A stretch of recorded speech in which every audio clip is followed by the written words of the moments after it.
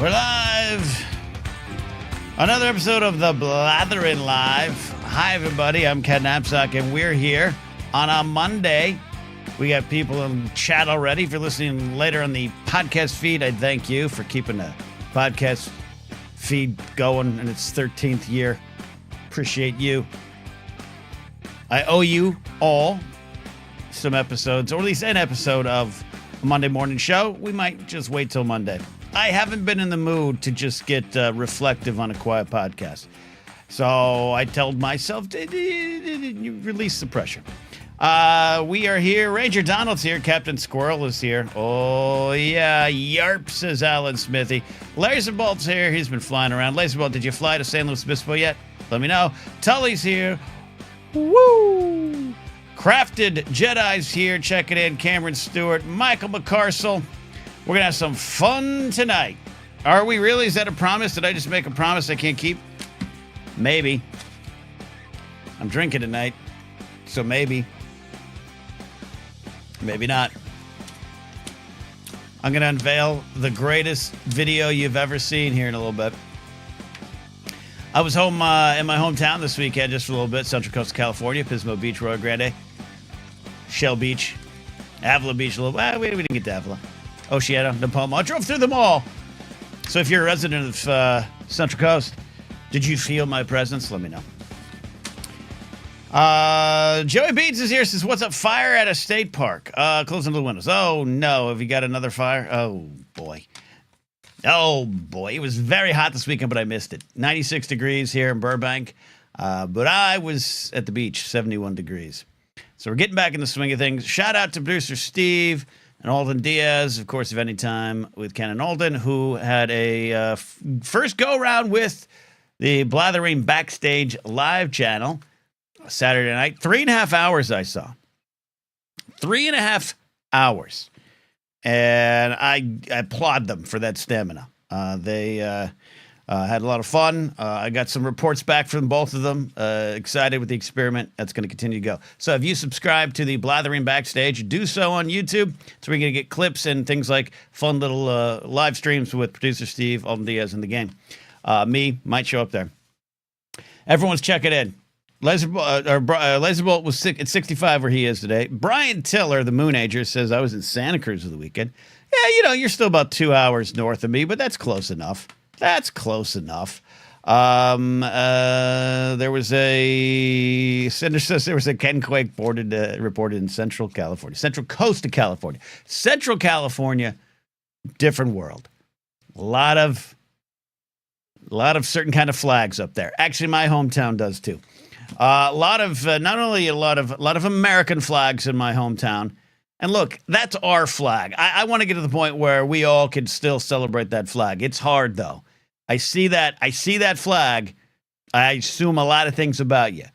And it's one thing if the flag's on your house. All right. If the flag's on your house, I'm not going to assume a ton of things. I might want to, but I'm not going to. When the flag is on the back of your 4x4 truck and you're just driving around grocery shopping and you got that flag, I don't assume anything at that point. I know who you are. A lot of that in my hometown. A lot of thin blue line flags, which drives me effing crazy. The thin blue line American flags might be more offensive to me than just straight up Trump flags. Because there's this idea behind the thin blue line flag that the police officers they're the thin blue line of protection between us and the bad guys. As I've said before, the statement, the thin blue line, comes from a larger. The full context of the quote is the difference between cops and the only difference between cops and criminals is the thin blue line, not a layer of protection. The only difference is this tiny thin blue line of a uniform that they think gives them power. That they do have power with, to be frank, but they're the same people. That's where it comes from. And so when I drive through my hometown, and I just, everywhere you look, it's a goddamn thin blue line flag.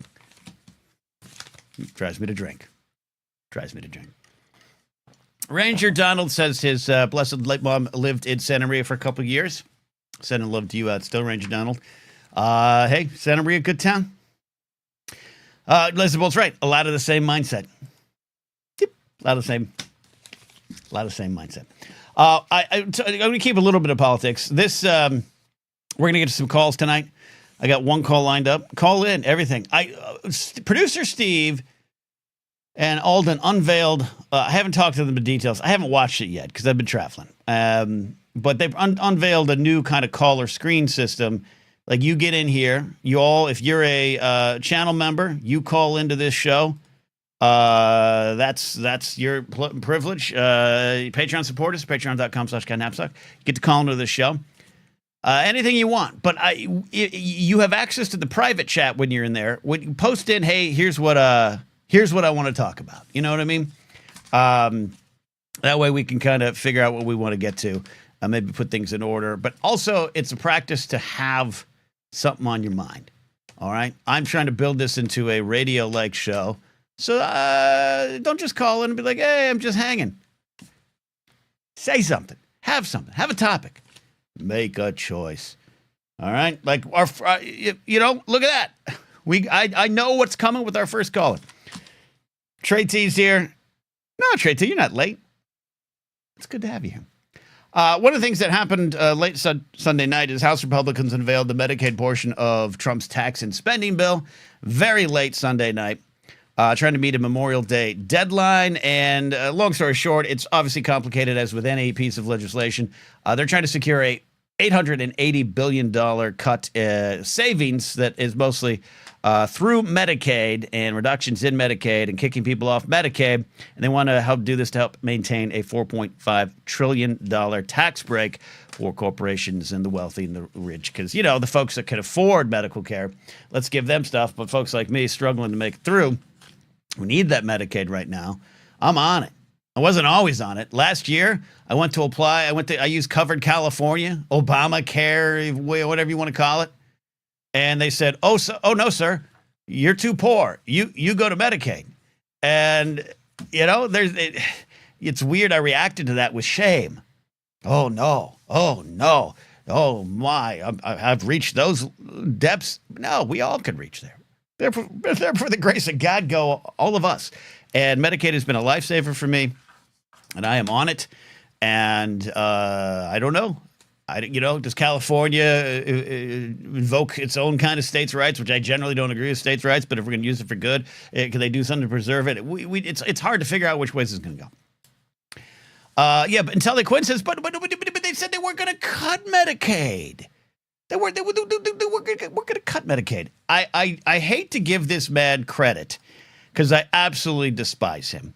But there was an op-ed posted in the New York Times by Josh Hawley, senator from Missouri. I don't like him. To say it lightly. I do not like him. He is someone who is a Christian nationalist who hides behind that shield, hides behind protecting the families, puts his fist up to show support for insurrectionists as he runs, frightened from them. I don't like Josh Hawley at all. He does, though. At least in the past, I don't know where the update is on that, but he and Bernie Sanders were working on some stuff to cap like interest rates on credit cards, that kind of stuff. Okay.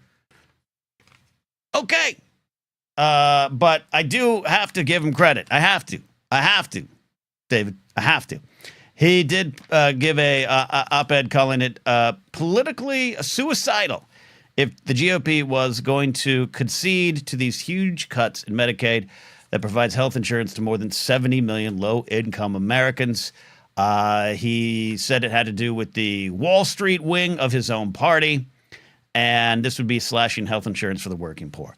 I don't ever trust his full intentions or judgments, but he is one of those also on the, I think he's on the, let's make sure senators and congresspeople aren't, insider trading. I'm for that kind of stuff. So, I like seeing that. I don't like him. I don't necessarily trust all of his intentions. I think a lot of the things the GOP or any politician, I get it, we'll play the any politician game for a second. A lot of the promises just kind of flitter away. I had a couple conversations about that this weekend. Things that might sound good, maybe the intentions aren't good, but even if they are good, what happens to them? I like to at least see this because the people in my life who won't listen to me about it, even if I'm about to lose my Medicaid, they might listen to him. And that, at this point, is the small victory that I want. That's all I want. Just that. I despise Josh Hawley, but if he's going to be one of the ones to say this kind of thing and language that will reach those that won't listen to my words, I will take it. But as Sender says, Josh, the congressional sprinter. Yes, he is. Yes, he is. So there you go. That's my political thoughts for the day. I'll take a sip of this fine rum soda. Real strong today. It's going to be a fun show while we're here. And I want you all to call in. 898-4M is here. Welcome to the resistance, Josh Hawley. Yeah, not really. But like I said, I know the big tent thing is bad, and it didn't, in the end, might not, definitely I would say, yeah, it didn't win the last election for the Democrats. But when it comes to reality and some of the stuff I face in my own life and some of you might face in your own life with the people around you, if the end goal is to change minds and all move forward together, if this idiot's going to say something, broken clock strikes kind of right, I'm going to have to take it. And then maybe I can submit that article to the people in my life as I start to lose my Medicaid, and I start to lose my coverage and my access to health care. Maybe I can go, hey, what do you think about this guy on your team? We'll see. And/or spoilers, if you want. I don't want to talk Star Wars too much here on this show, but happy to talk about it with you, Laserbolt, from one Ken to another. But there's some people in chat who might not have seen it identified. All right. We got our first caller coming in here today, and here's what's on his agenda. He's going to plug his show. That's right. This is a form of advertisement, and I'm okay with that because this is one of my favorite people. On the show, call it in from the heart of Los Angeles, is Billy Business. A lot of you will absolutely know Billy Business from his time as the fact checker, the better fact checker on TV Fights, producer at many things, Wizard World Fandom, Screen Junkies, and my friend Billy. How you doing, Billy? Well, I have my own political situation I actually want to bring up. I know everyone's talking about El Salvador and the jails there, just all the human rights issues. Well, my son actually found a way to escape his playpen. So I have my own jail issue I'm dealing with right now. I'm cooking dinner and I look down and he's burrowed a hole at the bottom of the playpen. So what you're saying is I need to vamp for time while you get your escaped child? No, I think if you just hear something that sounds like Mini-Me in the background, that is him. He is running. He has escaped. And that's fair. He found a way out. That's fair. That's fair. One way out. He joined the resistance. Yeah, it's your own Narkina 5 plot right here in your kitchen. I love that. Billy, I know you got something to talk about here, but I do want to ask how you holding up in these wonderful times. I'm staying busy. Got some, it's such a Hollywood answer, such a LA answer. Like, got a lot of projects going on, but it's true. Good. Yeah, I don't know how else to say it. It's true, but hanging in there. Got one kid watching an iPad, one kid escaping a playpen, and here I am being a great parent on the phone on a YouTube show. Hey, we all gotta. You're living a well balanced life, is what I think there. But speaking of well balanced life, you have rebooted your Reboot podcast, and I want people to know about that. I mean, so yeah, if anyone is from the old Screen Junkies days, remembers Ed Greer, who his stand-up is taken off, same with Ron Swallow, producer Bill. We had the Reboot It show. We did that for a couple years. We really started to build a following, and then just life happened, and we just kind of let it go for a little bit, but we're back. We have new episodes. 4 years later, so this is our legacy sequel, you could say. I love it, and this is the premise of the show. For those who don't know it, Rebooted is it's an audio podcast only right now, right? No, it's video. We're on YouTube, baby. I'm gonna go find that. Do that. I'm gonna see your. I'm gonna find that what you sell the people and what you do on the show, and I'm gonna drop a link. I'm gonna drop a link, baby. So it's the golden age of IP Everything's getting reboots in our show. We kind of have this kayfabe that we worked. Well, the first few seasons we worked for legendary producer John Peters. Now in the rebooted season, we work for David Zaslav. We are his executive team. He gives us a franchise, and whether we want to or not, whether it's a good idea to reboot it or not, that's the show. You have 90 minutes to basically pitch what this reboot is going to be, and the game is about halfway through every episode. Zaslav calls in and throws a complete monkey wrench, which if anyone knows anything about this business, most of those suggestions absolutely happen in real life. I got to tell you something. I got to be honest with you. I didn't know it was this gamified. I thought it was just you chuckleheads sitting around chatting. This is more exciting than even I thought it was. Like, I already was on board because of you three and producer Bill, but this is, as Laserbolt says, that sounds fun.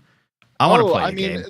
I'm telling you, like in some of the earlier seasons, our kayfabe got crazy. We visited an alternate dimension where our other selves, our worst internet fanboy selves, we call ourselves the Dew Crew, the Mountain Dew Crew, took over to try to do a pitch, and it's really interesting because we embodied these characters of like the worst types of fanboys, but it was a very fascinating, like, anthropological study of like how we started to turn on each other. I'm like, oh, this is like the psychology of troll fighting, you know? Yeah. It's amazing. All right, I just subbed right now to myself. See, I was a bad friend. Billy Business. But that's all right. I think the cool thing about the show is that, a lot of times, these things that you put out, it's like, well, if it's only good for, how long is my review of Captain America Brave New World really going to be relevant? But it's like, man, we just rebooted The Godfather, which you should never do. That's a horrible idea, but we had to do it. That was the episode, and that's going to live forever. So a lot of our episodes, people will be like, I'll see comments that are from like last week on an episode that aired 5 years ago. You know what I mean? Yeah. No, man. I'm looking at this. This is, I always know, like I said, always known the show, but you guys got some good numbers buried in there too. So let's get this back to the forefront. Let's please the algorithm gods. I dropped the link in chat. I love you all to subscribe and leave a comment. Say that the Blathering sent you. That'd be good. Is there a preview of what's coming up? What's maybe a movie that to reboot would be sacrilegious, but you're gonna try it? Well, like I said, just this last week we did The Godfather, which I encourage you to watch, but the gist is we ended up at like kind of a legacy reboot sequel-ish thing. But coming up this season, like we're going to be doing some interesting. We always try to do like the one for us, three for them type of thing. So we have Ghost Rider coming up, which for some reason Marvel's never been able to get right. I'll really let the big cat out of the bag. The big one we're doing at the end of the year is maybe the most toxic franchise that exists currently, which is Harry Potter. Wow. We've been putting it off because none of us have a good take on how you save face on this thing, and other than cutting the creator. Yeah, I mean, like, what do you do? What do you do? It's like, I think that's where it's look, even if you're not into the personalities or you're not into like that kind of show, some of the comments that we get are just like, hey, I just love watching the creative process and seeing how it works. Yeah. Because if you ever need a study on how four people with massive egos have to work together to get something done, go watch our Twilight episode, which we did not achieve reboot because we ended up arguing because we couldn't come to a decision. Love it. Well, look, it's you, Ron Swallow, Ed Greer. That's some energy in a room. Yeah. There's a lot going on, but yeah, it's a fun show I'm really proud of it. I'm proud that we're back. We're a little older, not quite as a little wiser. Okay. A little bit. But yeah, reboot it. We're back, and I think the big hope is our very first episode was a live show at Comic-Con, at LA Comic-Con, which was a horrible idea. You never do your first show live, but because I just am a slow learner. My goal is to get us to do LA Comic Con again this year. So, Oh, come on. They need panels. Let's do it. Right? That's what I said. I was like, guys, we have like 40 episodes under our belt. We could do it now. Yeah. Right? Oh, yeah. No, come on. You got seasoned comedic performers. I'll get a live crowd. I endorse this. No, but it's fun. I'm like I said, I've got 2 kids, and a lot of it is just my time is focused on folding laundry and making chicken nuggets. So it's nice to have something again to put creativity towards. Do you have any tips on how to fold fitted sheets? I'm dealing with that right now, and all the videos. Yeah, you're not gonna like it though. Okay. Well, let me say this. My wife doesn't like it, but I just kind of like wrap it around my arm like a paper towel roll, and then I try to just hide it in the corner of the linen closet where. Because it's like, I know which one it is, and I'm pretty sure these things weren't designed to fold like a regular anything. Yeah. I've tried to watch videos on it. Now that I have to, deal with it myself now again in my life, I want to be proper. I want to be an adult here approaching 50. And I was the other day, I was like, all right, let me try to do this the right way. And I think you've got the right idea. Wrap it around your arm and hide it. I mean, I would posture like, I think if we put guns to our fathers' heads, they could not wrap a fitted sheet. So I don't think it has anything to do with becoming wiser in your older age. It's just about the patriarchy. And we got to smash it by folding it our ways. I agree with that. Billy, I appreciate you calling in. I want everyone in chat. Head on over, second screen it, subscribe. To reboot it with Billy, Ed, Ron, and producer Bill. How often do you release episodes, Billy? You hear Mini-Me running into the room? I do. Yeah. It's every Saturday at noon. We set them as live premieres because we love to talk to people in the live chat while it's happening. And a lot of times we were like, well, that was dumb. Why'd you do this? And then one of us will be like, I don't know. It was Ron's idea. Blame it on Ron Swallow. Ranger Donald says I had to learn it for work in order to get them back in the packaging that people open for some reason. So there you go. Ranger Donald might have the answers. Billy, I don't want to keep you too long because you have an escaped child and soup on the oven. But thank you, buddy. And let's touch base. I'm trying to see you tomorrow, but I have some limitations on either side. So let's chat. All right. Love you, buddy. Have a good show. I'll be listening while I make bagel bites for the kids. Bagel bites it is. Billy Business, everybody. Billy Business. Check out, reboot it. One of my favorites. There you go. Laserbolt says you're only young once, but you can be immature forever. That's true. Laserbolt strikes me as a guy that doesn't need to fold fitted sheets because you don't need to fold fitted sheets when you're out in the wilderness making forest meats. That's what I think it is. If you want to call into the show, please call into the show. Phone lines are wide open here tonight. No producer Steve, maybe later in the show. We might have some producer Steve. We'll be back to normal most of this week, except for Saturday. I figure I got a birthday party. I got to go Saturday. I'm excited to go. It's a big birthday party for a friend. I'm out of town Monday. I hate not being consistent with my releases and shows because YouTube rewards consistency, but with what's going on in my life, what's been going on, and just some things on my plate, we'll figure it out. But you guys stay here, subscribe if you're new, call in if you want, become a channel member to call in, or a Patreon supporter at patreon.com/catnapsock. You can get episodes of Pop Rockin' Radio, and I also want to let you all know, if you haven't checked this out already, I will be co-headlining a show with Mark Ellis. We're both going to be doing headlining sets Friday, May 30th, Flappers Comedy Club, 7:30 p.m., Burbank, California. Great food on the menu. Come on by. Going to lock down a fun comic to open up the show, along with the hosts at Flappers as well. It's always a fun time. Come on out.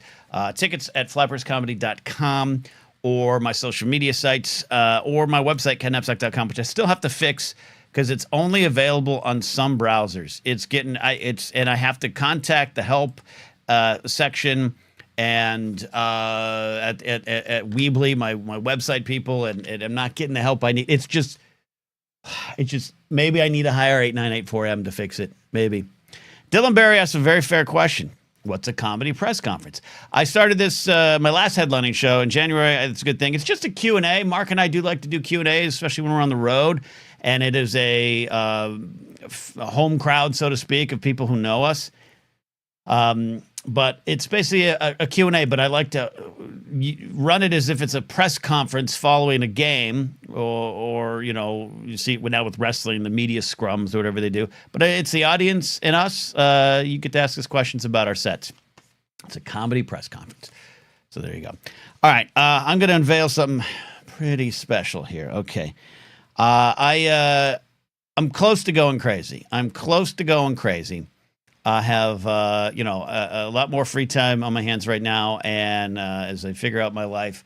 And the only thing keeping me from going completely insane, like completely breaking, are 3 squirrels in the backyard who I've dubbed Squirrely and the Mumps. Like they're a folksy traveling rock band. I started really zeroing in on training these squirrels to first trust me and then take food from my hands. This is not new ground. Squirrels are known for this. Squirrels are very forward when they get comfortable. When they know you're going to give me some of that sandwich, I'm going to lean in on it.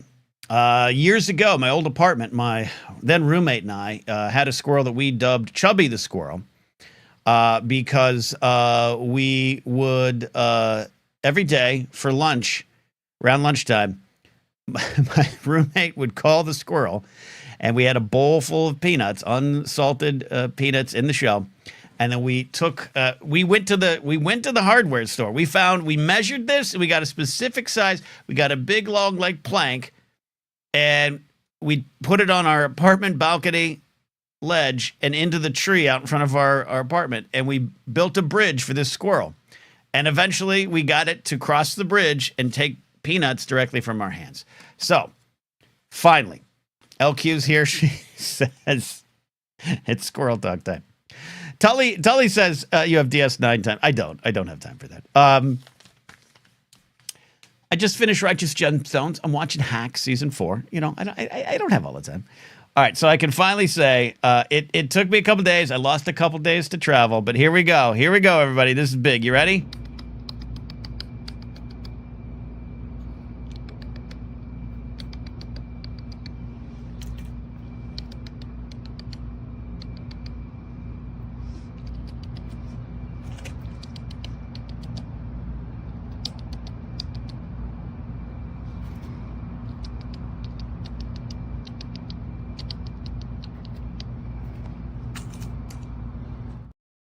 Did it.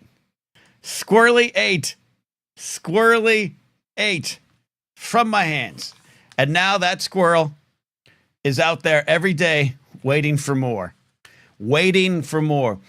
There's 3, like I said. Squirrely, that was Squirrely in the video. And by the way, for the audio listeners, just go to this point of the show, about the 28 minute mark, and you'll see. Squirrely's on board. The Mumps, not so much. They're the bass player, maybe the drummer. They're not into it yet. They're a little scared, but they're starting to see. They're starting to connect. So this morning they ran up into the tree. But Squirrely, the lead guy. Why is he the lead guy? Because he's a little thicker. He's been eating high in the hog for the last week. So I got to be careful I don't overfeed this squirrel. So unsalted peanuts, almonds, sunflower seeds, some dried strawberries. They don't like that as much, but eventually, if they'll take it. And I have a plastic bucket, little plastic thing in my kitchen, and every morning I get up, they're out there waiting. These goddamn squirrels are waiting. Everybody, Squirrely and the Mumps are waiting, and I got to go in and I put it in a little bowl and I take it out and I put it all on the table, and then I'll take 1 or 2 peanuts. And I'll try to get Squirrely's attention. And he turns around, he faces me, he knows, he waits, and now I can feed him by hand. And this is keeping me sane, everybody. Talking to the squirrels is keeping me sane. Otherwise, alone in this house, I think I'd go absolutely bonkers. So find support, find friends, find the wildlife that takes care of you if you take care of them. It's a mutual respect society, and I want to publicly thank Squirrely and the mums for what they've done. Thank you for your concern during this tough time. Alan Smithy's accusing me of being a nut dealer. You're not wrong. Not wrong. See, Ranger Donald's a man of taste. Ranger Donald says they like hazelnuts. I go through a small bag a week with my squirrel. I can't afford this necessarily, but I'm going to. I'm going to find a way. LQ says, "Oh no, one of my cats dragged a squirrel in the house last week. Got a heck of a time getting to let go and let it out, get it outside. Well, at least he didn't kill that." 8984M says that's metal. Yeah, there are 3 to 4 feral cats in the neighborhood that love my backyard too. And the whole reason this kind of started is one of these feral cats, a little tabby, was battling the squirrel over what we think was some leftover nuts from a feeding. That's the first time we kind of noticed. There was just kind of a random, hey, we got some nuts, let's put them out on the table. And then the cat was like stalking the squirrel, but the squirrel was not backing down. And we found out the squirrel buried stuff in the dirt, like his little nut stash. And it was a war. It was a turf war. And that, now I'm scaring the cats away, protecting them from the squirrels as well. Squirrels talk, says Tully. They will remember you and honor you for this. It's all the honor I have right now, Tully.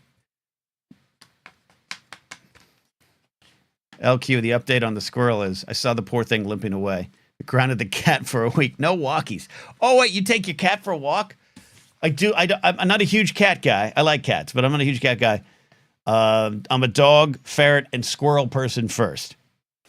But I do enjoy when people take their cats for a walk.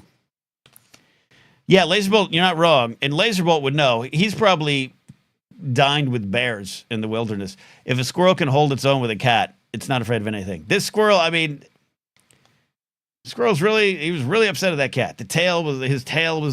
He was ready. Now, I don't know scientifically if I'm speaking correctly to the squirrels, because this is where my life is right now. I don't know if it just gets their attention. So even if that's not the appropriate squirrel language, Tully, maybe you can talk to me about this. I like to at least think I'm training them to react to that. So even it's not squirrel language. It's not the correct squirrel language, maybe. But I'm getting there. I feel like Han Solo with his broken Sheerwook as he starts his relationship with Chewbacca. Cinder saying, a GoFundMe for high-end nuts. Yeah, look, I don't want to spend too much on it. But I got to tell you, of all the talk of these tariffs, and even though this 90-day slashing of the tariffs are still there. They're not 145% to 30%. It's affecting a lot of places. And if you don't feel affected, it will. But it's definitely affecting the nut trade. Because when I ran to the store the other day before I left town, I was like, let me just get some little cheap bags of nuts here and everything. Not cheap. They've come for the squirrel nuts, is what I've said. That's something I actually said out loud with complete sanity. Trey T says we need squirrel cam. I'm trying, like an idiot. I didn't film it horizontally. That was my fault. So I could show you that in 1920 by 1080. Phone lines are open here. It's a Monday. We're back in action here. This is the Blathering Live. So if you'd like to call into the show, please do so. You could do so, as we always say, by becoming a channel member or becoming a supporter on Patreon at patreon.com/Ken Napzok. One thing I did say, I don't want to, I guess it'd be spoilers, so I won't go into details. I was a little behind, but I did finish the 4th and final season of The Righteous Gemstones. I absolutely love that show. I was a casual Danny McBride fan. He's technically younger than me, which that does something to my mind. I don't know what that does. It's not all bad, but it's not all good. When you see someone on screen, you're like, he's pretty funny for an old guy. Nope, he's like 6 months younger than you, pal. I was not a Danny McBride hater. I was a Danny McBride appreciator. I always thought he was good at what he did. I did not watch Eastbound and Down. I was late to Vice Principals, have not finished Vice Principals. But Righteous Gemstones, with that cast, big fan of John Goodman. love watching Tony Calavero work and Edie Patterson for the Groundlings. Loved Adam Devine in his was it Working? Like that show. So let's do it, right? Let's dive in. And in from episode 1, but I didn't watch it right away. It came out in 2019. I did not start watching it till like 2022. So I had to catch up, and I'm really on board for that kind of show. It was wild. It's wild. They're bad characters. They're bad people. And I don't know if they ever got their comeuppance. There's a little bit of resolution, but I like it. It's resolution and growth for the characters. I think they come out okay. I just don't think they're going to stop being the a-holes that they are. But that's not what you worry about in the show. I think it's shown a light on mega churches, Danny McBride coming from that kind of world. It shone a light on those full of power and greed and using the name of the Lord to get it. But it was all done with comedy, with a little drama, and some surprising poignancy mixed in through some wild, wild stuff. And I sounded like Johnny Carson, Danny Carvey as Johnny Carson there. Wild, wild stuff at Azerbaijan, sir. But yeah, are you a Righteous Gemstones fan? Let me know. It didn't seem to be a show that was as widely talked about. Alan Smithy mentioned Teensys earlier, one of my favorite C plots of the season. But there you go. Yeah, Svetnik says really liked him in Hot Rod. Yeah, that's fair. All right, on the show now here, but we're going to do this the way we need to do it here, even though he doesn't have power today. Michael McCarthy says there's a mega church about 10 minutes from house. It's so obnoxious. But Will McLean, who just rejoined the Patreon page this weekend. Thank you, Will. This is a good show. I will miss Uncle Baby Billy. Walton Goggins, yeah, who's great. I was just talking with our buddy Ken Plume the other day about Walton Goggins, about when he kind of got on the scene, he's been acting for years, but when you started to hear about him, right? Like Justified, I know is big. Vice Principals was kind of his coming out party, I think, as a performer. Rads has a good point here. When they talk about millionaire sports folk being past it and used up, and they are 3 to 4 years younger than yous who still try to figure it out. That's the kicker. Yeah, I always when it comes to sports players, growing up a sports fan, when you'd hear of especially in my era, when a player was washed up at like 31, 32 and had to retire, like you're like 12 years old and that's being wired into your brain that you're done at 25, that you're done at 30. You have to kind of pull those wires and reprogram yourself on them. All right, on the show, welcome back. I didn't think he was going to be here tonight. Producer Steve is here. Steve, you had important work tonight. What are you even doing here? I was done at about 30, Ken. I don't know about you. I felt like I was that was about it for me. I was like, you know what? I'm ready. Yeah. Oh yeah. At 30, I was like, you know what? Fuck this. Give me 50. How many more years till I have to retire? Like this. You're just getting warmed up, man. You're just getting warmed up. Well, you know, it's all about atmosphere and where you're at, right? So look, don't worry. Like this will make us all millionaires soon, right, Ken? That's the idea. The Blathering's growing. I said up top of the show that you and Alden held court for 3.5 hours. How'd you find the stamina?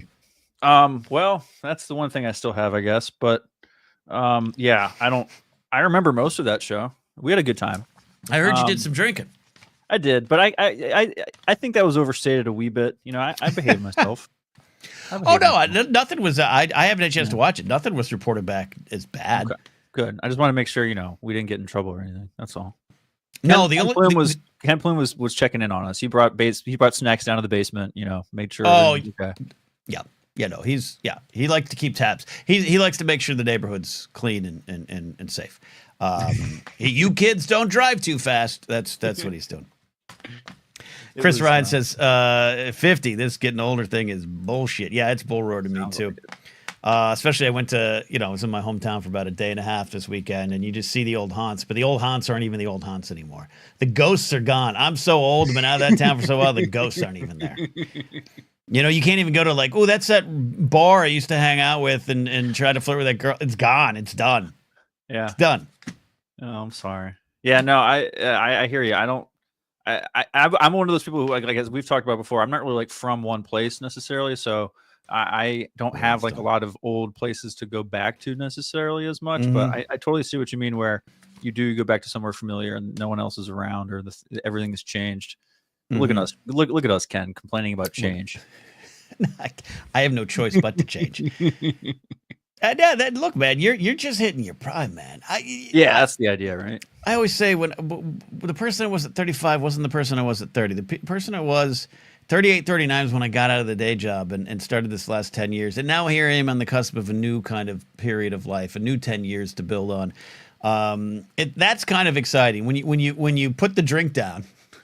When you put the drink down, though I'm drinking up tonight, and kind of stop focusing on what you've lost, but maybe focus on what you've got to do and experience and what you're going to do again. I think it really does help. I'm trying to get back to that. But that's why I didn't want to broadcast much this weekend or do a Monday morning show. Not in a good headspace. I don't feel people needed to hear that, Steve. Dude, you got to do your own healing, right? But that's why we held it down on Saturday. We had a lot of fun.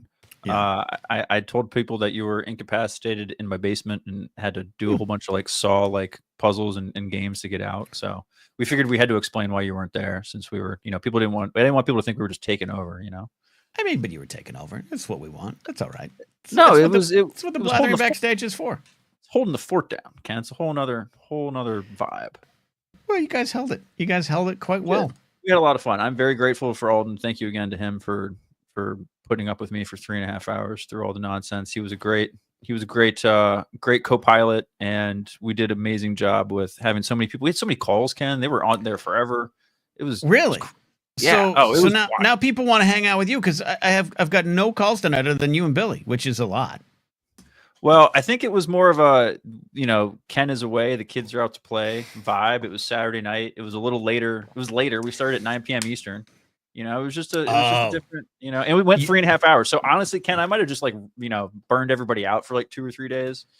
And then maybe that's because it. we just went so long. I don't know. Well, this is all my fault. I'm sorry. I think I'll most likely be out this Saturday. I got a big birthday party, a big 50th for a dear friend. So you guys can fire it up again. Well, I'll be out. I'm probably out Saturday too. So we'll figure something out. Look at this. Producer Steve just falls flat on his face. I'm kidding. You're the only reason I'm here today, Steve. It's summer and shit's starting to happen. I have a child. Yeah. I have a child on the way. There's all sorts of stuff going on. So that's big news. Well, look, yeah. Billy called in earlier tonight, cooking dinner with one of his kids escaping from his homemade prison. It's awesome. You can figure it out. We'll get it all. Yeah, I didn't catch anything on the way here. Like I chimed in like 5 minutes ago, said hello, got a beer, came here, sat down. Wait, so you didn't camera and you said hello. So I haven't heard anything. I don't know. You didn't see the big. I've just been kind of Bill. We had Billy coming on talk about Rebooted. I've been kind of talking about life. Awesome. Okay. Unfortunately, had to give Josh Hawley a little bit of credit for calling out the GOP on slashing or cutting Medicaid. But the big news was the Squirrel news. And if you missed it, I have an excuse to play it again, Steve. Oh, please, it's play it again. So you have show and tell. What is this? What do you mean? We have video? Oh, we have Squirrel.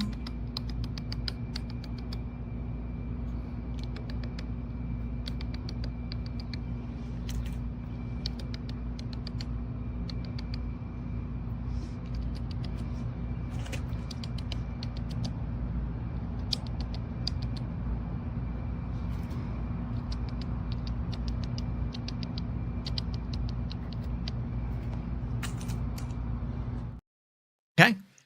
You really are a Disney princess. Yeah. Oh my God. Was that a Cheeto? No. What were you giving him? What was it? It was unsalted peanuts, sir. Oh, okay. Good. I don't know. I wouldn't destroy the sanctity of a squirrel's health. Oh, yeah, because, dude, I'm sure that's the worst thing that squirrel ate that day.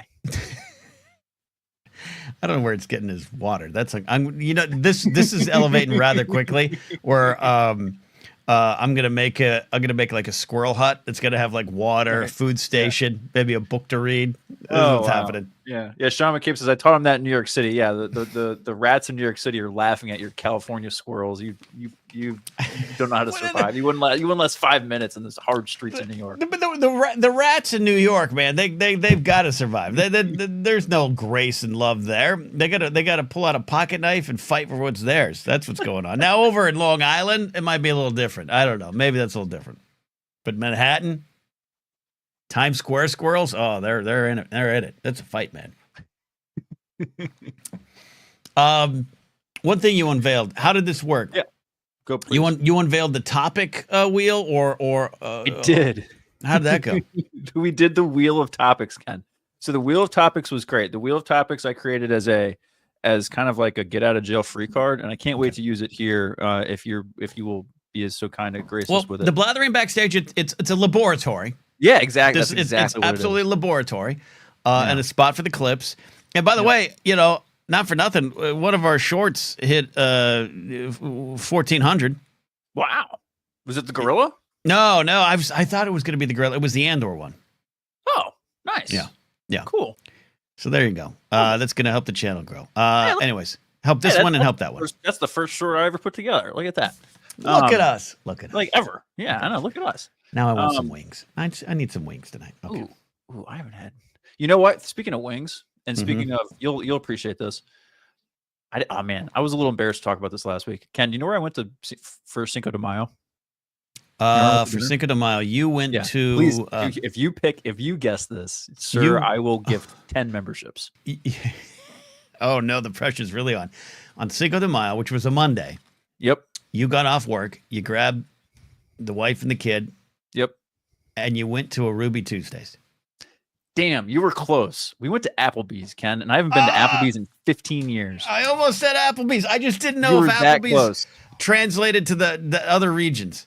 Yeah, no. Oh, Applebee's is everywhere. Ruby Tuesdays are like shutting down hardcore, especially where we live. But no, Applebee's is still kind of hanging in there. But yeah, no, we randomly, it was a long story. I think we had a doctor's appointment or something that day for the baby or something. But at the end of the day, yeah, we were just like, F it. Let's just go somewhere quick and easy and cheap. And so we went to Applebee's. As those Vetnik says in chat, hug, why Applebee's? I don't think there you go. I don't think people choose to eat at Applebee's. I think they fall into Applebee's. We settled for Applebee's. That's exactly what happened, Ken. We settled for Applebee's. I honestly think should be part of their marketing plan. Right.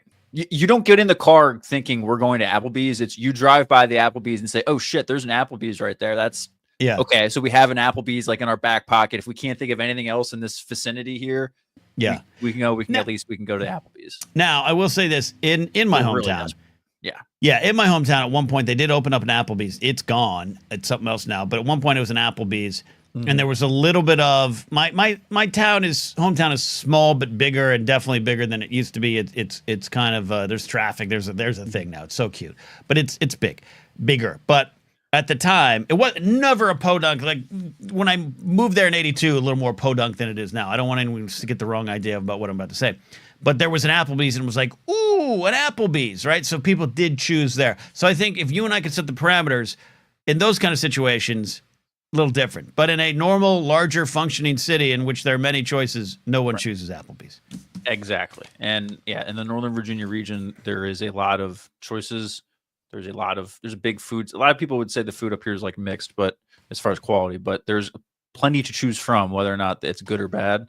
If you're going to Applebee's, you are really, really settling. So. But what'd you get? For Cinco de Mayo? Did you get Applebee's tacos? No, I didn't. Honestly, I didn't even like really click that it was Cinco de Mayo until like we were leaving Applebee's and we drove past an actual Mexican restaurant and it was packed. We're like, oh shit, that. But we weren't. We had fajitas or something. I think it's okay. I think the world could take a couple less white people celebrating Cinco de Mayo. Yeah, I couldn't disagree with that. It was a little sad being in the Applebee's. It was like 4:30 in the afternoon. Again, coming home from a doctor's visit, all sorts of logistics. When you have a 2-year-old, you can't always eat dinner at regular dinner time. So there's there was a couple of regulars, I believe, sitting at the bar, Ken, and then there was us. Oh God, and that was Applebee's regulars. That's amazing. That was it, man. I want to go to there. I want to be that person. If not for the squirrels this week, I think I might be an Applebee's regular. And I don't even know where I can find one in LA anymore. I have to look at where there's one. 8984M says, you've never had Applebee's. We can try to change that. Osvetnik asks, I don't understand this. You just end up at Applebee's narrative. Did you give up your free will and choice and the car just drives itself there? I mean, not partially, yes, because like I said, you don't get in the car knowing we're going to end up at Applebee's at the end of this journey. It's we get in the car to do something else, and at the end of that thing decided we have to go to dinner, or we got in the car thinking, hey, we'll figure this shit out. Let's just go. We're hungry. Let's go. Yeah. And you drive around and you're like, okay, you're looking around like, okay, we know we don't want fast food. So that like eliminates a whole genre of stuff. So you're like, okay, we want to sit down for at least a few minutes. And you then assess like what kind of types of genre of food are around. And at the end of the day, if you've seen Applebee's, you can at least say like, okay, you can get something at Applebee's is like basic as hell, and you put it in your back pocket and then you go to it if you have to. That's how you end up at Applebee's. You know what you're getting there. You could deal with the quality. It's got a lot of options. Yeah. I mean, just set expectations. That's all it is. It's an expectation game. Yeah, you get some boneless wings and a burger. Like, we don't need to get fancy. They had boneless wings were damn good, actually. They were good. You're standing up for the Applebee's wings. Look at this. I'm sure they. Hey, look, we like I said, we were the only people there, so the microwave was probably firing and ready to go, and there was nothing else to cook, so the food was hot. So yeah, I got it. And see, I want to come back to those wings. Those Vetnik says, did Chili's not exist in your area? Not my favorite either, but at least it is. Chili's is in a higher class. Yeah. Chili's is. I have most of my life chosen to go to Chili's. Same. Applebee's is definitely less. The Chili's is really far away. We used to have a Fridays again, which is all kind of in the same realm and like on the same kind of pyramid here. But the Fridays actually. First time me and my wife went there, it almost burned down. Dude flicked a cigarette out into the bush, like right outside the front door. Thing went up, right? And then the little awnings, the Fridays awnings, like classic red and white, those went up in flames. And everyone was just kind of sitting in the restaurant like, do we go? Should we go? And then somebody had opened the door and the smoke like flew in, fire alarms went off, everyone got up. I literally took my plate, went into the parking lot, and I just, as the Fridays went up in flames. You finished your meal? Yeah, I put cash any cash I could. I had like $24 in cash because that was my question. Did you pay for it? I felt bad for the dude. Like he was out there with us. He was the waiter was standing outside with us watching the fucking place burn. Yeah. So I wasn't gonna like, here, take my plate, see you later, and not give him anything. So I just gave him whatever cash I had and said, this definitely is not enough for it, but here you go. He's like, it's cool, man. Okay, says Steve, comment all the time. This is why you're on the team. You got some integrity to you. I would have done it too. I would have gone back. I would have gone back. Well, yeah, I mean, you gotta take care of the guy. But I mean, there wasn't anything to go back to, Ken. It lit on fire. It lit on fire. This was like I was on stage at the Comedy Store in 2004 in the Belly Room when the stairs caught on fire in the Belly Room, which is not good because it's tiny. It's a tiny squeeze 70 people in a room for 30 kind of environment, and that was apropos for the Comedy Store in the mid 2000s. It wouldn't happen like that now. But I'm proud of you. I'm proud of you for surviving that with calm, grace, and dignity. Yeah, we did all right. Yeah, I could say I saved my wife's life, but she's a strong, independent woman. She walked out just, she was probably in front of me anyway. So I didn't really do anything to save her, but I guess I could always say I did. The key is that you just don't do the Costanza and push women and children out of the way to get out. Right. Now, we all kind of like begrudgingly walked out because we're all like, damn, like we just got our food, Ken. Like I had 30 seconds into a rack of ribs and they're like, hey, let's go. I was like, I am eating this. So I took it with me. Love it. I would have done that too. Sean McCabe with a super chat. Here's a wink. Thank you, Sean. Thank you, Sean. 8984M says, sorry, Steve, that you were subject to my transit rants. 8984M got a platform and he used it on transit rants. How did that go? Yeah, can you surprise, right? So the funny thing about the calls on Saturday, and I will touch specifically on Brady here, is that me and Alden talked off the top like, hey, one of the things we're going to do today is like caller school. You guys are going to get in here. You're going to say your thing. We're going to tell you how this goes. You call with an idea. You instead of just being like, hey, Ken, what's up? And then expecting you'd be like, hey, how was your day? You know what I mean? So we were trying to get into that. And we're trying to build something here, people. We're trying to build something. And then we ended up having a 3.5-hour show, Ken, because we just we just kept talking to people. And Brady told us all about transit. Jerry, the Cannon Junkie, showed up with a powdered wig. It was a whole thing. Yeah, no, we had lots of Cal. I hear tell about Cal. Alden got cowled, is what I heard. He got cowled. He did. Cal was fine. I think it was. You can't contain Cal. No, you can't contain Cal. Can't. But I think Cal was. He was reasonable. I think we for what we have built, the little billing we have done for the Blathering backstage, we lived up to the it's the after show, it's the backstage, it's the behind the music, it's the, after dark version. Okay, Brady is saying it wasn't his fault. Transit was because of the wheel. Yeah, no. Well, your passion was your fault, Brady. The wheel was how it got us there. And because I think the idea was sell me something, and Brady decided to sell us on public transit, which is just amazing. Like, so yeah, let me paint a picture for you, Ken. We had like a wheel of like 10 topics. We spun the wheel. It whittles down so that we don't, once a topic gets taken, it gets taken off. And Brady was unfortunate to spin the wheel pretty close to the end, and he landed on sell me something. And so he was great. He handled it very well. But he went public transportation instead of, I don't know, something everyone likes already. So he did a great job. He did a great job. Brady, you are our transportation czar. So there you go. And then Tully is still waiting on deck pics from Cal. So I don't know what that's about, but I'm glad that said deck. There's zero context required. That is a completely literal statement. Okay. Cal's building a deck. I'll look into it. Applebee's a Red Robin, asks Brian Jackson, Mr. McClunky, and the answer is Red Robin. I am a card-carrying member of the Red Robin family. I have my Red Robin loyalty card. Sorry. Yeah. I don't even like Red Robin. Red Robin is better than Applebee's. So, yeah. Svetnik is probably... He's spinning and the gravy's not in yet. So you willingly went to Applebee's, even though a restaurant not in your region, you rank high. Here's the best part. There's a Red Robin like right next to it. Okay, now I got to ask. Okay. How much of this are you going to blame on your wife? How on the kid? No, if you were to say, look, the kid likes, because I know Applebee's at one point had like there was a dessert like flight, like instead of a beer flight or a whiskey flight, it was like a dessert flight. Yeah. And that was a good thing. I'd intentionally go to Applebee's for that. Red Robin's good. It is. I don't like steak fries. Or Steve. Like as much. Like, I'll eat as them. much. Okay. But like I'll eat them. Don't get me wrong. But like I would prefer. They got that fry sauce, that campfire sauce. Yeah, no, that's what my wife says too. She's all about the sauce. Yeah. Well, your wife's very smart. When I go to Red Robin, I get the basket of fries. You're gonna get at least 2, and I ask for like 2 or 3 campfire sauces, and I scoop out that sauce with a fry like it's a spoon, Steve. I don't, I'm not a steak fry guy. So that really is all it came down to me. I was like, yeah, I know Red Robin is objectively better, but like, I don't want steak fries. We're in the mood. That's fine. Yeah, that's fine. I wanted to give those Applebee's boneless wings a chance, and they delivered. So I might go to Red Robin. I might go back to my old mall. I actually might go to my old mall next week. Go to the Red Robin. I don't really know anyone there anymore, but when I was a security director, I was a regular there. The general manager loved me, and then the assistant manager used to make me off menu items. I was a king there. I was a goddamn king at Red Robin. I gotta go back. My dog just broke into my room, so I'm gonna close my door. Excuse me. You put the dog on the air. Sean McCabe is just having a lot of fun with super chats, and I appreciate it. So what is the message, Steve? Sean.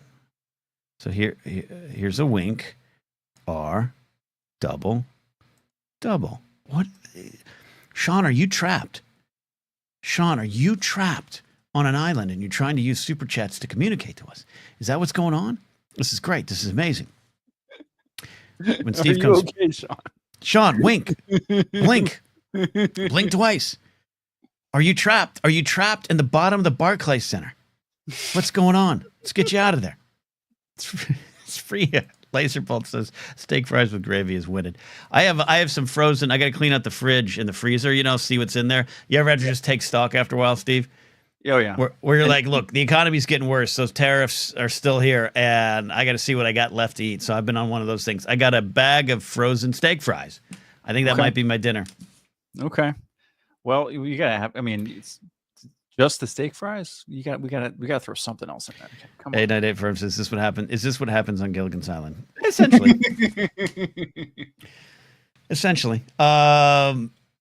Steve, we got in trouble last week. I think that's my fault. No, not a fault. Not a fault. We couldn't have known. Thank you, everyone who watched the final episode of the Blather Bracket movie scene journey. We loved it, and we had a big winner. Return of the Kings, You Bow to No One was our big winner. Great moment. Unfortunately, and it was also one of my most rewatched live stream replays. Still humble numbers. for this small channel, but we had good numbers. Unfortunately, none of those channel views generated ad money for me. Generated it for Warner Brothers, which came in and claimed the episode. Not a copyright strike. My channel has no X on it. But Warner Brothers was like, oh, did you play Return of the King for free? Thank you. This video's ours now. So they're getting all money. Warner Brothers needs it. Zaslav needs it. So I guess we can just concede it. I just want to apologize for my poor production value. You get what you pay for, Ken. So I'll just put that out front. I kid. No, but we had like graphics and shit on there. There was no audio. So, Warner Brothers, if you can hear this, eat it. What does Jay and Silent Bob say? Oh, no, that's at Miramax. Never mind. Yeah. So, whatever. But yeah, that's going to be you and me, Ken. You and me are going to turn into, we're going to be Jay and Silent Bob. Yeah. Breaking down the door at Warner Brothers. I wonder how that would work. Who would, I think. I mean, I have the air to be Jay. Right? Oh yeah, no. Look, you're Jay. You're Jay. I'm Silent Bob. No, especially I haven't had my heart attack yet to transform me into Kevin Smith of now. I'd be Kevin Smith of then. Let's be honest. I did have. I'm saying this. This is something that is true. It's not for the show, but I'm going to say it on the show. All weekend I've been having weird extra levels of heart palpitations. I'm just going to ride it out, Steve. I think that's the best way to handle it, right? Just ride it out. Just throw some water in there if you can. I don't know if you're a water drinker, but if you aren't, maybe start. Okay. That's here right now. That's the water. I finished the alcohol. Good. Okay. Good. Look, a lot going on. That's a lot going on in my life, and a lot of stress, a lot of tears, a lot of frustration, a lot of fear, and I think that's got to be it, right? It's got to be it.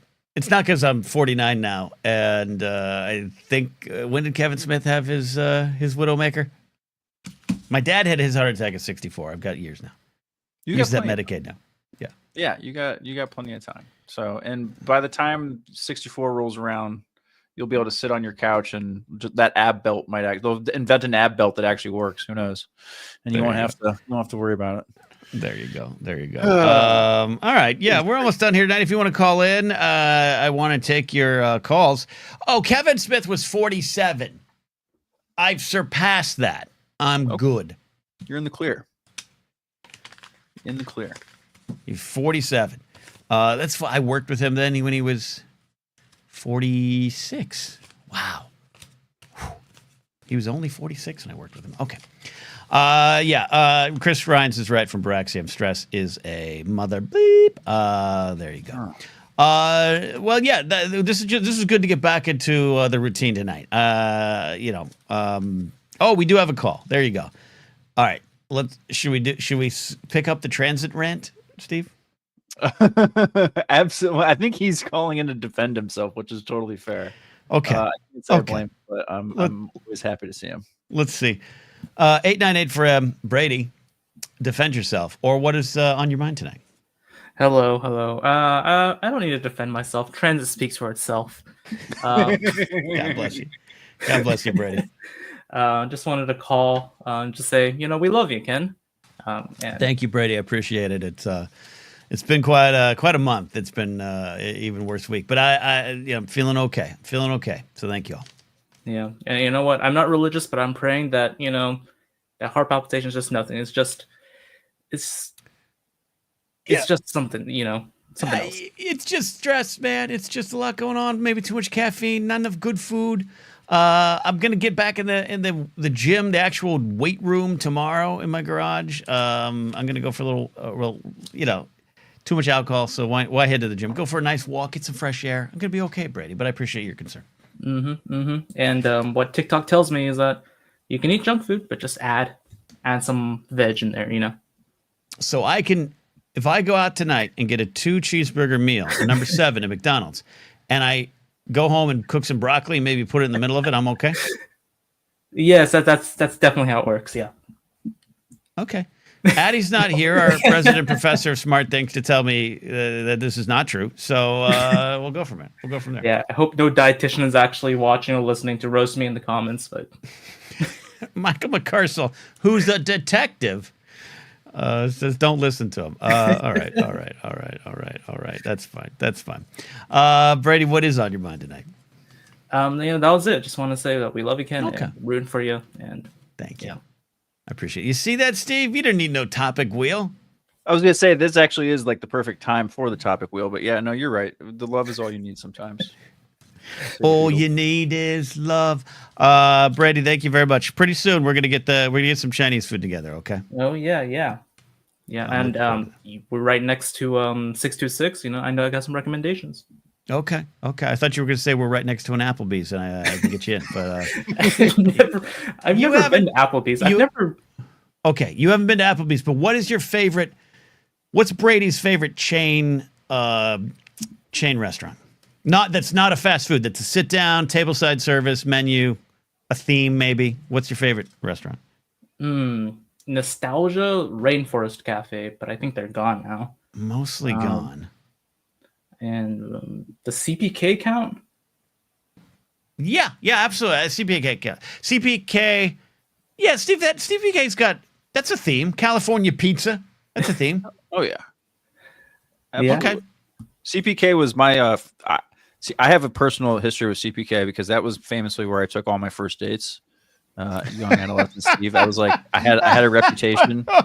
Like literally, girls talked about like, oh, I dated a girl who was like, we had a conversation about you at lunch the other day, Steve, where girls were like, oh, did he take you to CPK for your first date? And that was like it was a topic. Okay, hold on. This is fantastic. Okay, Steve hold PK. on. Oh my God, Cameron, that is amazing. Sorry, go ahead, Ken. PK. Yeah. All right. So first of all, and LQ is like, ooh, fancy, Steve.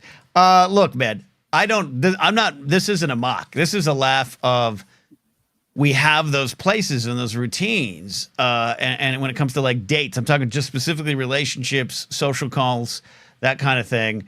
And then if you get in a relationship, like I'm sure in your marriage, Steve, you've got restaurants that are yours, right? That are not Applebee's, that are like, oh, we have this Thai restaurant around the corner. That's the place we go, right? Right. I have got those, and now I'm in a situation where I'm no longer in a relationship. So, like, if I were to, I'm not rushing, not starting anything up anytime soon for the next 5 years. But like, do I go back to the smokehouse? And are the memories too strong? Is it too pathetic? But it's a comfort spot. The movie about a boy, which is based on the Nick Hornby book, Hugh Grant's character has a restaurant. He has a spot. Everything takes place at that restaurant until it doesn't, and it's uncomfortable for him, and he feels as though he's doesn't have control of the situation. So you're raising some important questions here, Steve. How did it become CPK? Well, it started because CPK used to be like relatively cheap, like compared to some of the other places that were at this mall that like was like a fancy mall nearby my house growing up in high school. And so it was like, taking the girl to CPK was better than going to Chili's or Applebee's or like a regular chain. It was just like a different level of a chain because we live in Virginia. It's California Pizza Kitchen. I mean, there's only like 2 in the whole state or whatever, anywhere nearby or whatever. It was a little bit different, right? But it wasn't like try hard fancy, right? It wasn't Maggiano's. It wasn't a local mom and pop Italian place. It was the right level of like, oh, I care about you, but I'm not trying too hard.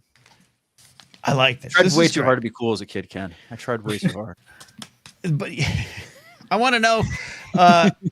Now I'm so fascinated by if you all out there, what do you all have as your go-to date spot? I'm not talking about 1 year in, 5 years in, marriage, right. Kids. I'm not talking about, ooh, honey, want to go out. I'm talking about a date where you've swiped right and you're taking them to, and you want to maybe show off, you want to feel comfortable. But then, like, look, they don't know me enough at the smokehouse to where if I show up with someone else, they're going to be like, what's going on?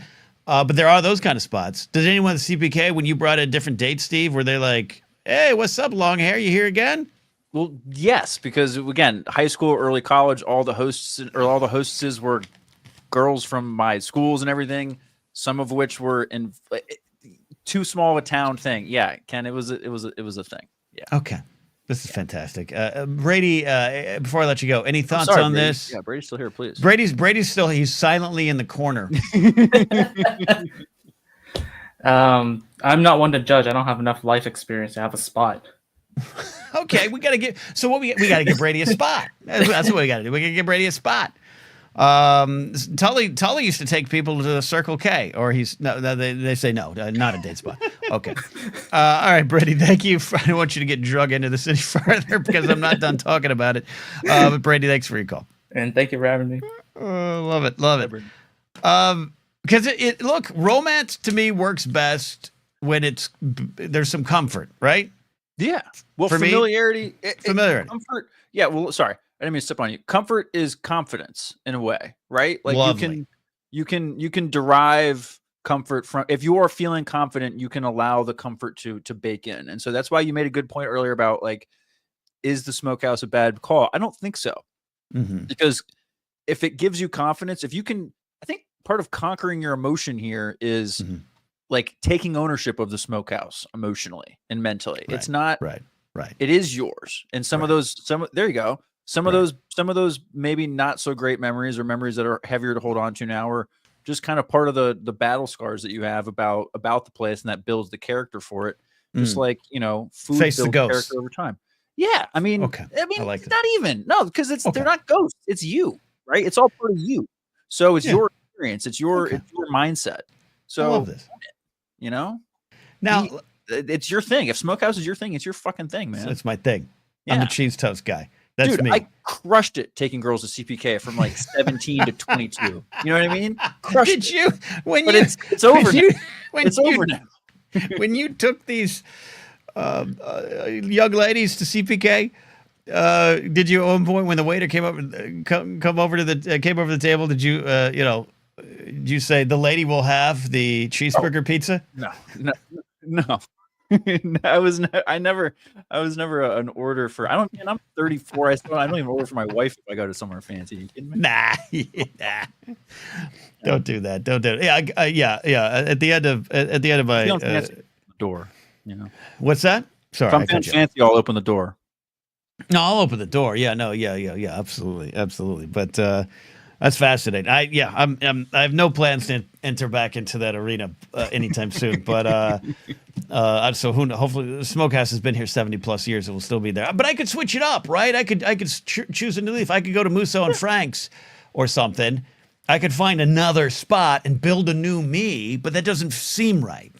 Yeah, I mean, it's building a you. I don't know if you need to build a new you. I think the idea of a new you is. I think when we say new year, new me, and all that kind of stuff, I think it's a little overstated in that, like, you are you, your character, your experiences, that matters. Like a new you just signifies like as if you're trying to put that stuff totally behind you in a way, and you can, but like, I don't know, like Hakuna Matata. Simba's got to leave the jungle for a reason, right? Because he knows you gotta. There you go. Yeah, that's what I'll. Would you like to go to Musso and Frank? Simba's got to leave the jungle. That's what I'll say. That's what I'll say. Ranger Donald says, wherever I go, I got to open up the squirrels. Yeah, I've got that video on my phone. And again, I am the 1 millionth human to teach a squirrel to eat directly from its hand. But it's just such a crowning achievement in my life this week because it was kind of all I could muster. Right? Kind of all I could focus on was if I can feed that squirrel by my hands and connect with that wildlife, my life might be okay. And I pulled it off, and I'm very happy about it. I just hope that squirrel isn't then 5 minutes later going over, down the block to the next sucker who will hold out a peanut to him, and he's squirrels out there, you know what I mean? These squirrels are working the neighborhood. Oh yeah, it's a racket. It's a racket. Sean, thanks for this super chat as well. Money well spent, he says. Mr. McClunky says, F Warner Brothers. Yeah, look, it's just part of the game. It's just part of the game. It's just part of the game. We should have known better. It's just none of our videos got flagged before, but then the last one, because it was just a larger It was just bigger. I didn't have the text over it. I thought it was but I had like all sorts of stuff over it. We had no audio. I mean, I'll be honest with you. What are you gonna do? For those that just joined us, we got my last live episode on Thursday got claimed by Warner Brothers. Not a copyright strike, but they're taking any money earned from it right now because of our Return of the King looping clip for 30 seconds. But I'm more freaked out that they found it, like the AI bots they have. It's the AI, Ken. Are like Return of the King, alert Warner Brothers, alert Zaslav has lost money. Like it's freaky the speed in which it happens too. I think the way to spin it is just to say we work for Warner Brothers now. Might be it. Yeah, Vision AI. Yep, that's what it is. We're almost out of here, but we got a detective on the show who's also our czar of personal fitness and health. Welcome back to the show, Detective Michael McCarcel, who I'll clear just so people, not a real detective, just a name I gave him once that's stuck. Detective McCarcel, how are you? For legal reasons, I am not a detective or an actual personal trainer, much to the confusion of a lot of people that come into my gym. Well, that if people are coming to you for advice, you're doing something right. Hey, legally, cannot give them that advice while I'm on the clock. Okay, that's fair. All right, McCarcel, what is on your mind? You do not think I should I forget what I was even going to do. I did McDonald's with broccoli. Oh, well, too. Yeah. Okay, that too. What's your thoughts? Where are you going? I just need to ask Steve if he's been called out by these servers at CPK for bringing multiple first dates there. Did they ever recognize you? Just the hostesses. I got some. Again, like I said, because the hostesses went to the same schools and stuff. I got called out for that. Yeah. Again, we were high school kids. This was all I get it. I get it. Those days. But you also said you did that till like 22. Yeah, that might have been a bit of an overstatement as far as year wise. I think it ended in like college. So yeah, okay. So early years of college, high school years of college. Let me ask this question. We're playing a game here. We're playing notes here. Let me ask you this question though, Steve. At any point, did the hostess give you a fist bump on like the 9th date you had there with someone? No, it was total opposite, man. Did they ever say, "Oh, would you like your table"? No, it was It was always the other way around. It was always like bad looks or like mean looks or like because we're different friends with other people, and it was a whole. Oh God, McCarcel, you hear this? Yeah. Steve's bringing in Lucy, but Lucy's friend Adrian is at the front desk, and now the next week when he brings in Kelly and not Lucy, Adrian knows, and she tells Lucy it's a thing. In small towns, it's a lot. Yeah, I get it. Don't get me started on the drama working at the local Johnny Rockets. Ken, that was a whole local what? Yeah, Johnny Rockets. Great American establishment. I think owned by former disgraced Washington Commanders owner or Washington. I think so. Is this like a sports bar kind of situation? No, it's a faux 50s diner. Oh, yeah, that's. I hate saying cringe sometimes, but man, that's fucking cringy. I mean, down to like the straws in the little glass containers and the raspberry phosphates and all the stuff. That must be a regional thing because that is not around. Well, here. High school kids could work there as waiters because they don't serve alcohol. So it was a great job as a junior in high school because you made server money because Dan Snyder he'd charge you $12 for a shitty cheeseburger. Yeah. And then charge you extra for the French fries. And Coke and all that kind of stuff. We'd add flavor to the Coke. Oh, there's another $1.50. So we didn't have to serve alcohol. And then at the end of the thing, the old ladies would put a quarter in the jukebox. We'd all have to line up and dance, and they'd put $1 in your apron, and boom, I took that money home too, baby. I would have killed. I would have walked out if I had to do that. I managed a restaurant for 8 years. Never once did we have to sing "Happy Birthday."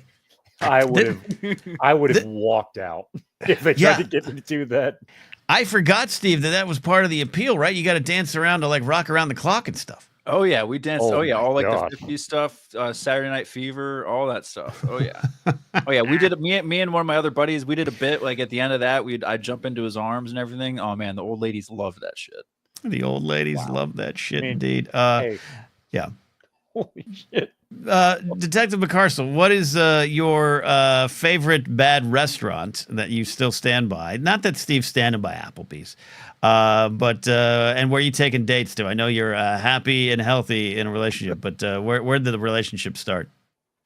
Our first date was our first actual date was to a sushi restaurant. It's locally, it's a pretty good sushi restaurant. The bad good restaurant that I'll stand by is El Pollo Loco. It is okay.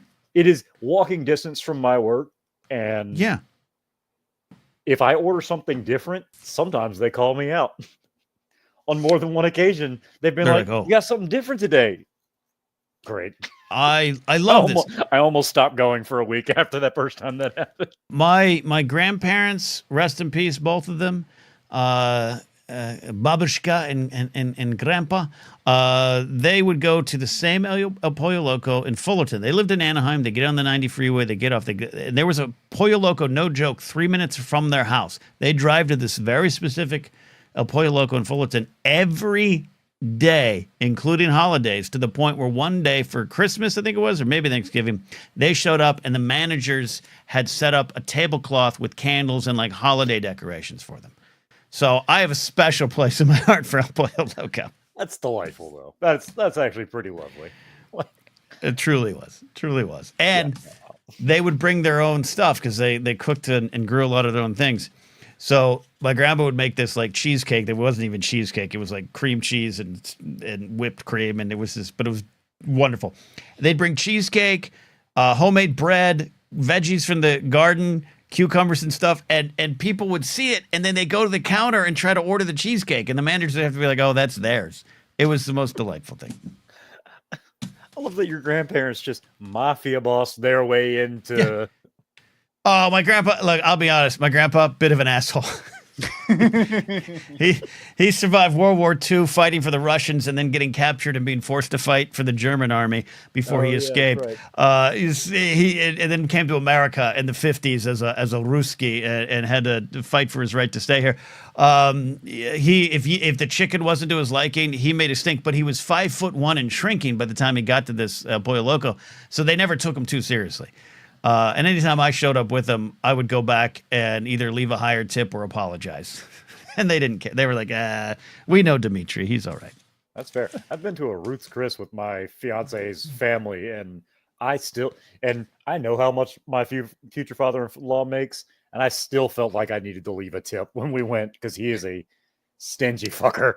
Well, I recently ran into this. It's not just simply the boomers, but it is a generational change. I tipped 30% this week, and even my mom asked, I saw you tip 30%. I usually do 10 to 20. I'm like, it's not enough anymore. And that's my dad has definitely changed. But there was one point, a $98 meal 15 years ago.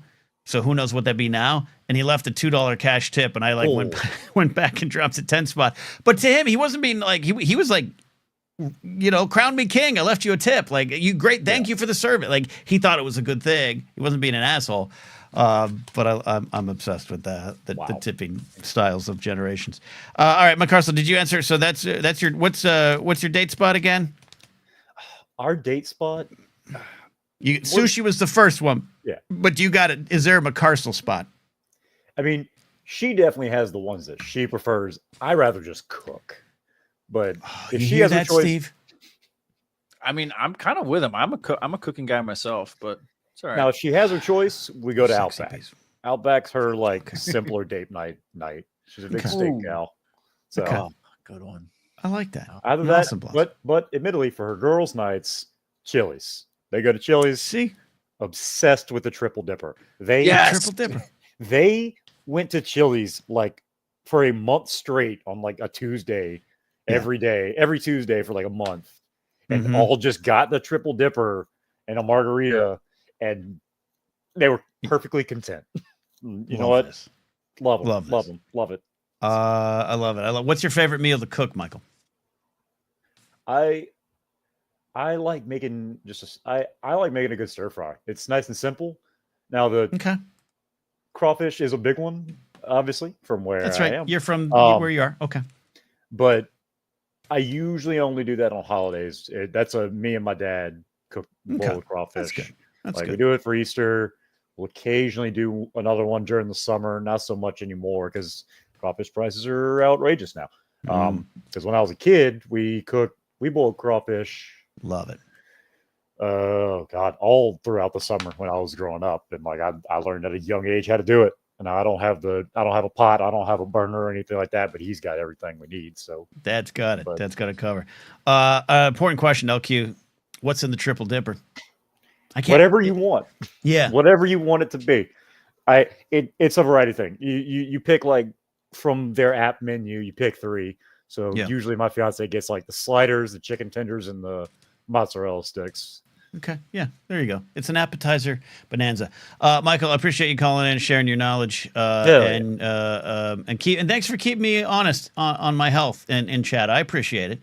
All right. I'm about ready to eat myself into an early grave, so I got to reverse the course a little bit. Look, I was a functioning alcoholic for quite some time. I understand. Hey, wait a minute. Hold on. I'm good here. It's the food.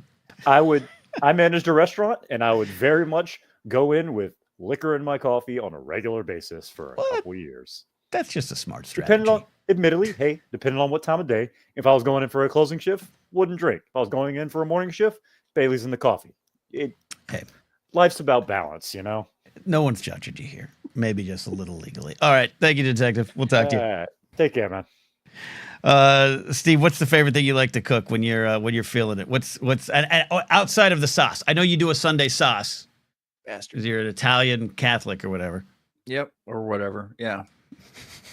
Pope runner-up. I like to think speaking of burgers, I bet Jerry does make a good burger. Jerry looks like the kind of guy that grills a mean burger in some kind of polo shirt that's flowered with some kind of short combo, some short sandal combo that I wouldn't approve of.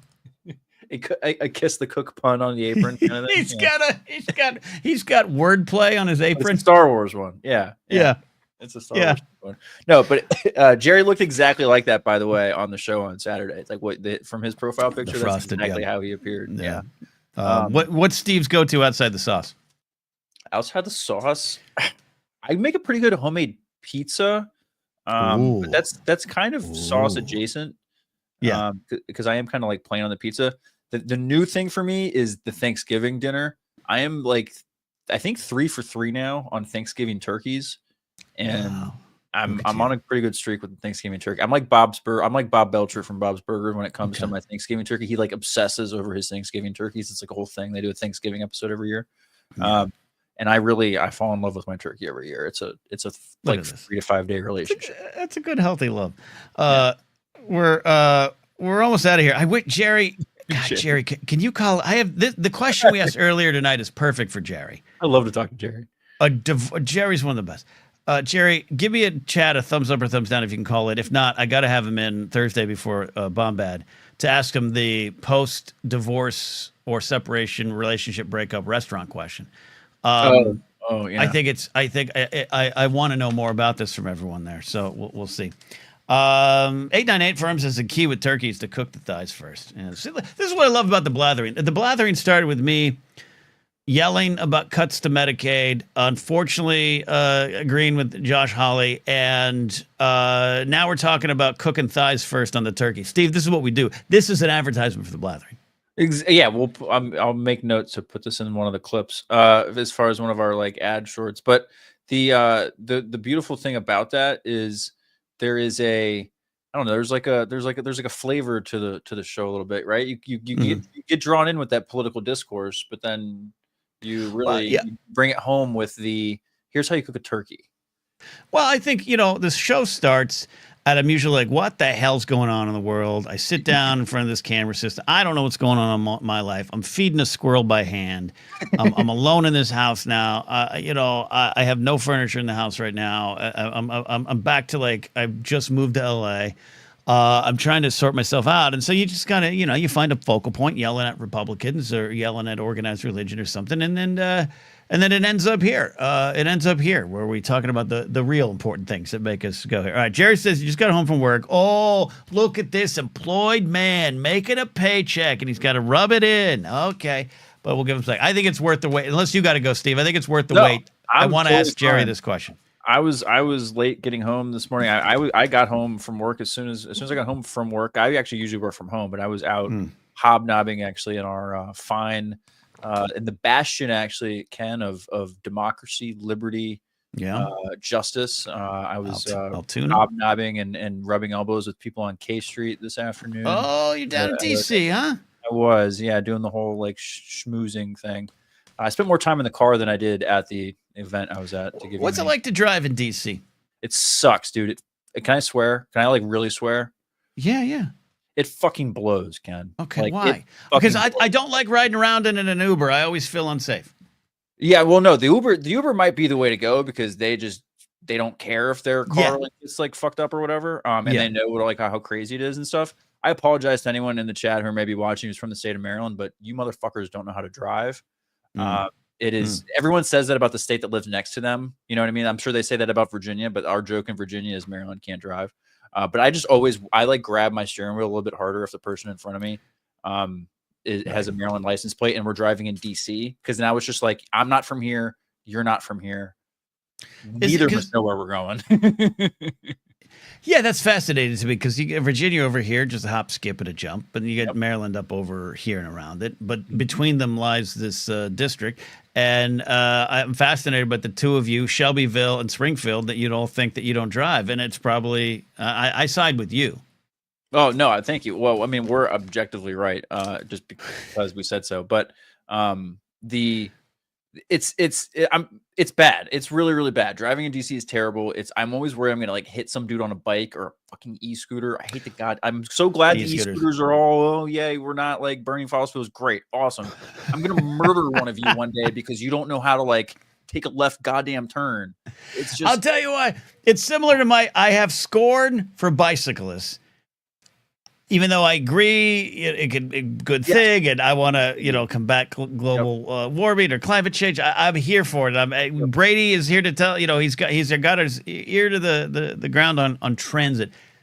Bicyclists and also the e-scooters, they fear nothing, and it's like they don't feel the rules apply to them. And I don't understand that logic. You're on something flimsy that can be knocked over by my car. I have an opinion on bicycles. It'll take 2 seconds to explain. Then we're gonna get Jared. People who are really hardcore about this on the bikes, Ken, like about that, like, or I don't want to call them entitled because they're not, because they're right technically. Just like the dude who goes to the college campuses and like stands on a rock with like a giant Bible sign and calls every girl that walks by like horrible things and says everyone's going to hell. Right. Those to me are bicycle purists because they're technically right in that you can't just like hit them, because then you will get in trouble. Just like the bikes. If I hit them, I will get in trouble. And so it's like this infuriating rage of self-control, and I'm with you on that. But the bikes should be there. The asshole sitting on the college square has the right to say those horrible things. There you go. But I want to hit both of them. But please, go ahead. Steve's a violent man. All right, let's do this here. He just walked away. All right, no, he's settling in. All right, you and I are going to go full 2-shot here, and then we're going to bring him in for the 3-shot. Let's do it. No producer cam here. Jerry's settling in here. Again, let's give it up for Jerry, the Cannon Junkie, who just finished a day of work. He probably wants to take his shoes off. He probably wants to, just kind of sigh and do a big, but he's agreed to come on to answer this very important question. He'll get. I see movement. He's got it. It's all right, Jerry. You're okay. You're okay, Jerry. Just take a breath. You're in a safe spot, Jerry. Safe spot. Woo! Okay. Oh man. Oh, I just got out of the salt mine. Yeah. And waddled my way over here. Look at this. Yeah. Welcome to the. I need to get my glasses, and we could look like every cliche podcast in the world. I was gonna say. I was gonna say we look like the three fuckers you don't want to get when you're playing Guess Who and stuff. You don't want the other person to have. It's like be impossible to guess. We look like we're hosting a podcast called Gamers Gate Never Ended, and that's good. That's what's going on here. We do, yeah. That's that one where they take all the villains from the Pixar movies and say they're the same. Every podcast is the same 3 guys. Yeah, or something. Yeah. And it's like that's Big Al from like Toy Story, and then like the guy from Ratatouille. Yeah. No, it's 100% us. There you go, Jerry. The question here's where I'm going with this, and I know you didn't hear it earlier, but we're talking about Steve went to Applebee's. He took the family to Applebee's. We're talking about Applebee's Chili's and your Fridays, your Ruby Tuesdays. It's that conversation. But I got into the conversation of dates, and I got onto the conversation specifically of favorite date spots. But I'm not talking about in a relationship. I'm talking out of a relationship when you're wooing, when you're dating, and do you have spots that are Jerry spots, and following the tragic end of your marriage, when you were getting back out there, do you go to new spots or does Jerry hold court where he's comfortable? Because I'm wondering what I do myself now. Do I still go to the haunts, even though the haunts are haunted? Where do you go? What do you do? Honestly, that's a huge question, Ken. And it's what we do here, Jerry. It's what we do here. Oh, really? Okay. I was gonna say because I thought we talked about anyway. No, I'm getting this show confused with my show, I guess, where we talk about like how to cook your eggs or something in the 90s. It's important too. Yeah, it's all good. I don't know.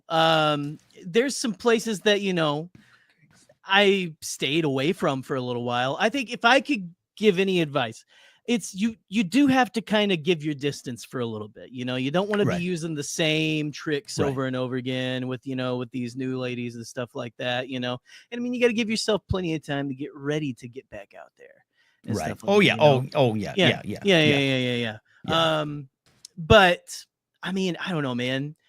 I kind of feel a place is just a place, as long as like I've given it enough time to kind of breathe and stuff like that. Okay. That the same haunts would be okay and stuff like that. But I thought, now when I was listening to you wanting me to come on, I thought you were saying like, where do you go eat by yourself at a table like after a breakup? Because that's a good question too. Like, where do you go? Here, Jerry, where do you go? Right. You know what is a great move is takeout from Olive Garden. It's great. It's fantastic. I was gonna say that's a great post breakup move. Okay. Yes. Tuesday evening, a week ago, I ordered Detroit style pizza, some garlic knots, right. salad. I did the whole thing. The Mitten State is so proud of you for ordering Detroit style. I've never ordered. I don't do Detroit. It wasn't. I have some negative thoughts on it, but what about eating alone? I'm a big fan of going to movies by yourself, going to restaurants by yourself. The only way I go these days. Well, you and me might not have options. Right. We got options. We might not have the options. Do you have a way that you approach it? Is there a better restaurant to do it at than others?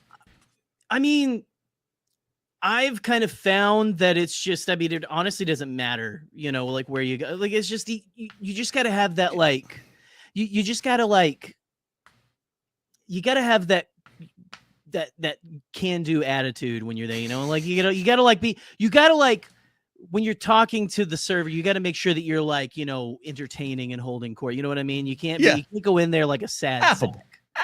Yeah. You gotta be affable. If you go in like a sad sack, they're gonna start calling the police. They're gonna be like, there's this guy, this lone white man sitting at a table. Yeah, Allison, he's here again. He's here again, Allison. No. Yeah, no, don't worry. I don't listen. And luckily I live in a big enough town here. Is this going to say that no, like I don't run into that kind of situation where it's like family friends of my ex that run, the Applebees or something like that, But yeah, no, I don't know. Like, I just, I will say good move if you're on your own. Yeah. And this is maybe not a good, I don't know. It depends on who you are. It depends if you're celebrating like however many like hours, days, months, years of sobriety. That's great. Go sit at the bar. If you're I'm a bar guy too. Yeah. Go sit at the bar, kind of like chat somebody up and stuff like that. Yeah. You chat to the people beside you, to the bartender and stuff like that. It's a great move.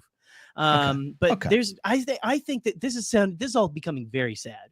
It's all but see, here's the thing, and this is okay. I'm not Ranger Donald's a sweetheart here because I get to go orders on the app and eat at my house. I don't have to talk or see nobody. Perfectly acceptable. Earlier in the night, 898 says you if you got food at home, you don't need to go out. Now look, if you're saving money or great, but what you're describing is what I need sometimes. Like I'm literally talking to the 3 squirrels in my backyard who I have named. Yeah, I heard you. Yeah. So, don't act like you're concerned. I'm not. No. I've got birds on my deck that I talk to. Right. See? So what I'm saying is, Jerry, and to Ranger Donald, and again, not arguing with your point. I'm just saying I sometimes need to go out. I need to hear the bustle. I need to feel the restaurant's energy. I need to be nice with the bartender, even if they're just like, "Hey, man, I'm here to take your order and get a tip." Like. I need the human interaction. No, exactly. Well, and that's something. And again, because like I got divorced kind of like right towards the tail end of COVID, right? You did, and so, yeah. Like okay. it really like, was kind of isolating and stuff. To get real for a second, like it really kind of like puts you in a place. Yeah. I felt like, I felt like a hermit living in the desert or something, maybe watching over a child. Oh, I do watch over a child because I am a father. So very Obi-Wan like in a way. By the way, the Obi-Wan series, really spoke to me. It's a divorced dad series. It's a divorced dad series. It is the divorced dad series, the most divorced dad Star Wars series there is. But yeah, Michael McCrossell says all I'm hearing is that Kat and Jerry need to go on a date. Look, I'll say this. I'd be the luckiest man in the world if that did it for me, Jerry. But also, if you and I lived in the same town, oh man, the burger parties we'd have at Applebee's bars now. I'd come over and flip those burgers in my floral whatever. Oh yeah, no, but it'd be great. We'd be big wheels down at the Cracker Factory. Like honestly, yeah. We'd be tearing up that Applebee's bar. You know what I mean? Like we'd be the guys like like the chants going and stuff like that. We'd be the guys. We'd be the Norm and Cliff. Like I don't Norman Cliff. Norman Cliff right there. We'd be the Norman Cliff, just like like chatting up at Applebee's. Like sometimes you want to go where appetizers are half price before 3. We'll have to make it happen. I do have know to make it happen. We really do. Yeah, but you know what? To go back to that serious point and stuff. You gotta I have to force myself to go out sometimes and just kind of get that human interaction because it is good. It's good for me, and I know that I need it. And it's one of those things. You got to get back. You got to get back out there. You got to get on the bike. You got to keep pedaling. And it is what it is. I can't wither away. Jerry, I appreciate you calling in. I'm going to let you take your pants off and maybe cool down post work. They're already. I'm joking. They're already off. We'll do it. Thank you, Jerry. Later, y'all.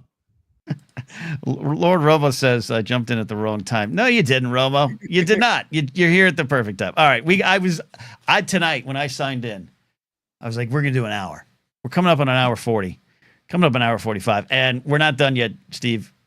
We're not going to break your 3.5 hour mark for the Blathering backstage, but please. I made a slight reference to Boston accents with Cliff Clavin. Speaking of Boston, here we go. Jared the TIE Pilot here. How you doing, buddy? Speak of the devil, and he shall appear. That's right. That's right.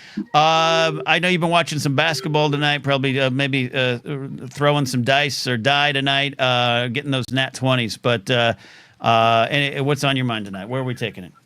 Oh yeah, I just got in from D&D, so I'll be rewatching the early parts of the show after. But I got a sports thing for you and Steve.